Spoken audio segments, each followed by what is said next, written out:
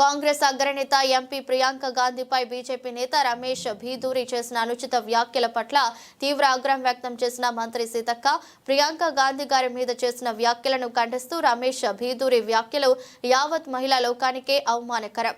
రమేష్ భీదూరి వ్యాఖ్యలను అంతా ఖండించాలి. ఆయన బేషరతుగా క్షమాపణలు చెప్పాలి. ప్రియాంక గాంధీపై అనుచిత వ్యాఖ్యలు చేసిన భీదూరిని పార్టీ నుంచి బీజేపీ సస్పెండ్ చేయాలి. ప్రియాంక గాంధీ గారిపై చేసినటువంటి బీజేపీ రమేష్ భీదూరి చేసినటువంటి వ్యాఖ్యల పట్ల ఖండించాలి. ప్రతి మహిళా లోకానికి ఇది అవమానకరం.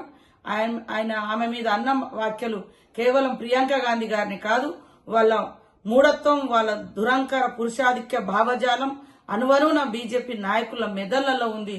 దానిలో భాగంగానే ఒక మహిళ యొక్క శరీరాన్ని రోడ్లతో సమానంగా చూడడం అంటే మరి వాళ్ళ యొక్క దుర్బుద్ధి, వాళ్ళ యొక్క చూసే నీచ సంస్కృతి, ఆడవాళ్ళని చూసే కల్చర్, వాళ్ళ యొక్క వికృత చేష్టలు మనకు అర్థమైతా ఉంది. బేషరతుగా బీజేపీ అధిష్టానం క్షమాపణ చెప్పాలని, అదే విధంగా రమేష్ భీదూరిని వెంటనే పార్టీ నుంచి సస్పెండ్ చేయాలని ఈ సందర్భంగా డిమాండ్ చేస్తాము.